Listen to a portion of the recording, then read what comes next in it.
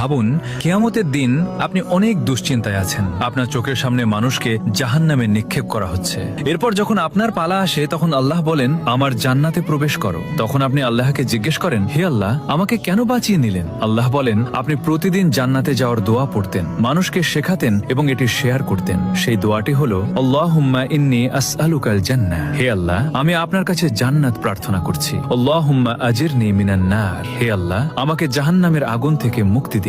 হাদিসে আছে, যে ব্যক্তি 3 বার জান্নাতের দোয়া পড়ে তখন জান্নাত নিজে বলে, হে আল্লাহ, তাকে জান্নাত দান করুন। আর যে ব্যক্তি 3 বার জাহান্নামের আগুন থেকে মুক্তি চায় তখন জাহান্নাম বলে, হে আল্লাহ, তাকে আগুন থেকে বাঁচান। তাই আপনারাও মানুষকে শেখান এবং শেয়ার করুন, যাতে কিয়ামতের দিন আল্লাহর কাছে বলতে পারেন, আপনিও মানুষকে শিখিয়েছেন এবং শেয়ার করেছেন। এমন আরো ভিডিওর জন্য ফলো এবং সাবস্ক্রাইব করে রাখুন।